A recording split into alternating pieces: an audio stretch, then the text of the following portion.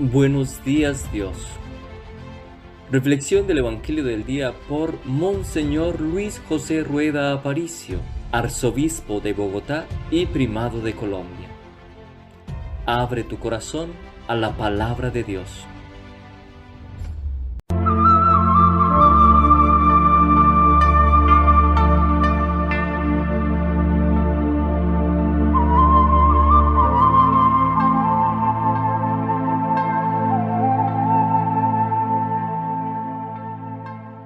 En el nombre del Padre, y del Hijo, y del Espíritu Santo. Amén. Alabemos a Dios que en su palabra nos revela el designio salvador, y digamos en súplica confiada: renuévame por dentro, mi Señor. No cerremos el alma a su llamada, ni dejemos que arraigue el desamor. Aunque dura es la lucha, su palabra será bálsamo suave en el dolor. Caminemos los días de esta vida como tiempo de Dios y de oración. Él es fiel a la alianza prometida: si eres mi pueblo, yo seré tu Dios.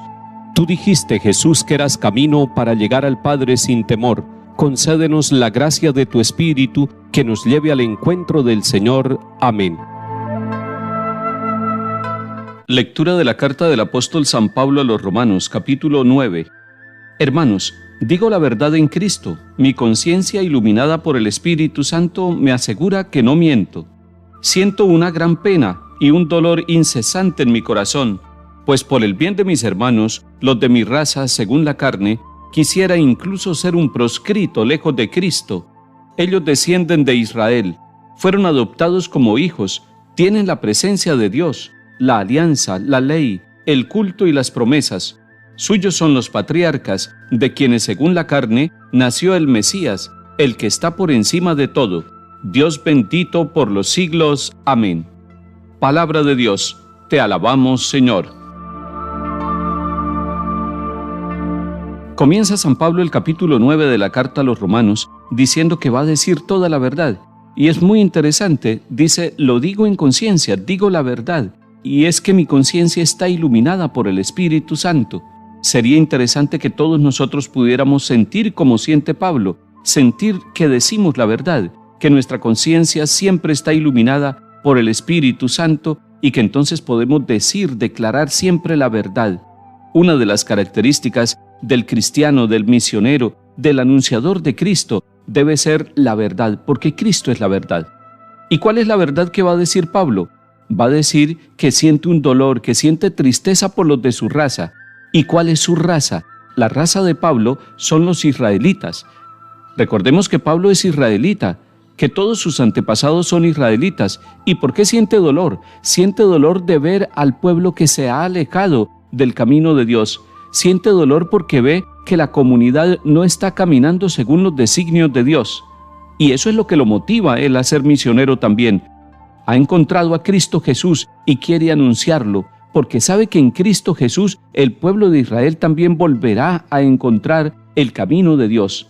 Cuando nosotros vemos nuestra comunidad, cuando nosotros vemos nuestros pueblos que les hace falta, que están distraídos, que están dispersos, que no están encontrando el camino de la salvación, a pesar de que se les ha predicado, a pesar de que tienen los sacramentos, a pesar de todas las bondades de Dios, también el misionero, hombre o mujer, siente pena, siente dolor, siente tristeza. Pero esa tristeza no puede llevarnos a la melancolía ni a la depresión, sino por el contrario, debe ser como un impulso misionero para que muchos conozcan a Cristo, para que muchos se reencuentren con su condición cristiana, para que muchos vuelvan a renovar su vida en Cristo Jesús, en su Evangelio, en los sacramentos, en las promesas que el Señor nos ha hecho a cada uno de nosotros. Y es que Pablo está diciendo, los de Israel tienen tantas cosas positivas, tienen la presencia de Dios, tienen la alianza. Recordemos que fue el pueblo elegido por Dios con el cual hizo alianza. Tienen la ley que fue dada por Moisés, tienen el culto, tienen todas las promesas, lo tienen todo. Incluso tienen a los patriarcas, y de allí nació el Mesías. La Santísima Virgen María y San José son israelitas. Dios eligió al pueblo de Israel. No era el pueblo más poderoso, no era el pueblo más grande, no era el pueblo más santo, y sin embargo eligió a este pueblo para que allí naciera de la carne el Mesías, el Salvador, Cristo Jesús, lo tienen todo, bendito sea el Señor, y sin embargo no logran ser con su vida el pueblo elegido de Dios para que otros conozcan también a Dios y den gloria a Dios con sus vidas. Este es un llamado que Pablo hace con su carta a los habitantes de Roma y a todos los israelitas allá en su tiempo, pero que hoy pudiéramos decir también nosotros: ¿por qué nosotros no avanzamos? ¿Por qué no caminamos? ¿Por qué el mundo sigue teniendo tantas tinieblas, tantas desuniones, tantas guerras, tanta violencia, cuando hemos recibido tanta bendición de parte de Dios?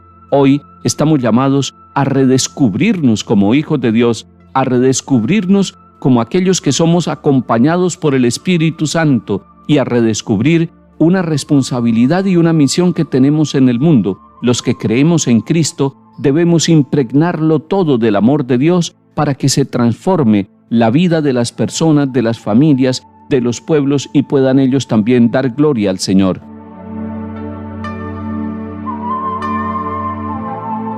Salmo 147. Glorifica al Señor Jerusalén, alaba a tu Dios Sión, que ha reforzado los cerrojos de tus puertas y ha bendecido a tus hijos dentro de ti. Ha puesto paz en tus fronteras, te sacia con flor de harina. Él envía su mensaje a la tierra y su palabra corre veloz. Anuncia su palabra a Jacob, sus decretos y mandatos a Israel. Con ninguna nación obró así, ni le dio a conocer sus mandatos.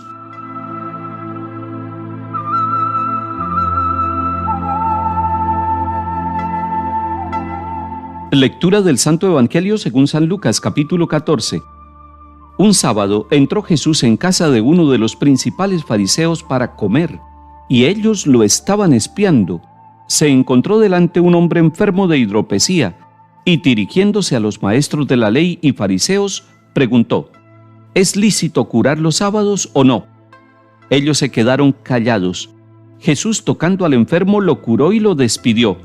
Y a ellos les dijo: si a uno de ustedes se le cae al pozo el hijo o el buey, ¿no lo saque enseguida aunque sea sábado? Y se quedaron sin respuesta. Palabra del Señor. Gloria a ti, Señor Jesús.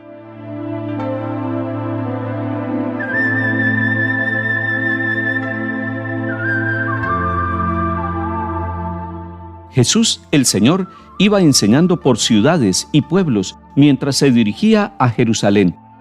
Él iba caminando. Su camino y su meta era llegar a Jerusalén, pero mientras va caminando se va encontrando con la multitud. Esto es lo que leemos en el capítulo 13, versículo 22 de San Lucas. Jesús iba enseñando por las ciudades, por los pueblos, por los lugares por donde iba pasando en su caminar hacia Jerusalén. Y ahora en el capítulo 14 nos encontramos con que un sábado entró a comer en casa de un jefe de fariseos y ellos lo vigilaban. Miremos varios elementos. Un sábado. Para nosotros hoy, el sábado no tiene esa connotación que tenía en el tiempo de Jesús. En sábado no se podían hacer muchas cosas, había muchas prohibiciones, no se podían realizar ni siquiera los actos buenos el día sábado. Y Jesús está allí, entra a comer en la casa de un jefe de fariseos. Eso también pudiera ser mal visto.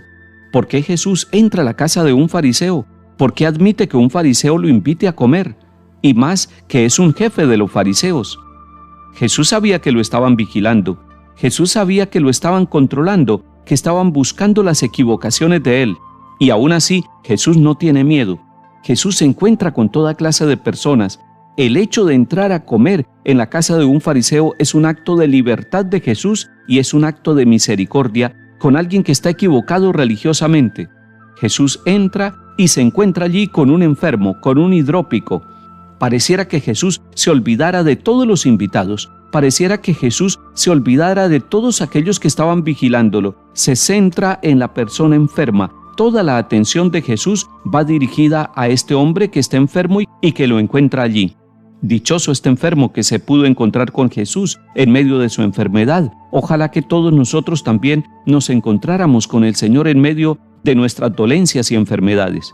Y Jesús hace una pregunta a los fariseos y a los doctores de la ley: ¿está permitido sanar en sábado o no? Es una pregunta para ponerlos a pensar a ellos y nos hace pensar también a nosotros. ¿Estamos nosotros dispuestos a hacer el bien, a hacer las obras de Dios en cualquier momento de la vida? ¿O tenemos un horario para el bien y un horario para el mal? Ellos se quedaron callados. Jesús hace 3 cosas con el enfermo. Primero lo tomó, segundo lo sanó y tercero lo despidió. Lo tomó significa que se acercó, que lo vio, que le dio importancia.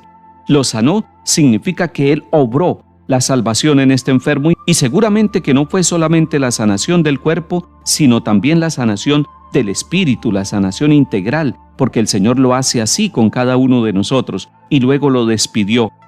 Esto significa que lo puso en marcha, lo puso en camino. Este hombre se fue seguramente a anunciar la buena noticia, a dar testimonio de lo que Jesús había hecho en su vida, porque eso tenemos que hacerlo nosotros cada vez que el Señor se acerca y nos sana. Como aquellos fariseos podían estar escandalizados y lo estaban vigilando, por eso Jesús les hace otra pregunta. Les dice, si uno de sus hijos o un buey se va al pozo, ¿ustedes no lo sacan enseguida? Lo que ha hecho Jesús es sacar del pozo, sacar del abismo a un enfermo y nos saca a cada uno de nosotros. Esto nos llena de alegría. Ese es el Dios con nosotros. Él se acerca, nos da la mano, nos saca del pozo, nos saca de las enfermedades, nos saca de las esclavitudes. Por eso hoy dejémonos sacar por el Señor Jesús. No importa el día ni la hora, lo importante es que cada encuentro con Jesús es el tiempo de salvación, es el tiempo preciso para que nuestra vida cambie, para que nuestra vida se renueve. Que el Señor nos bendiga y acompañe, en el nombre del Padre, y del Hijo, y del Espíritu Santo. Amén.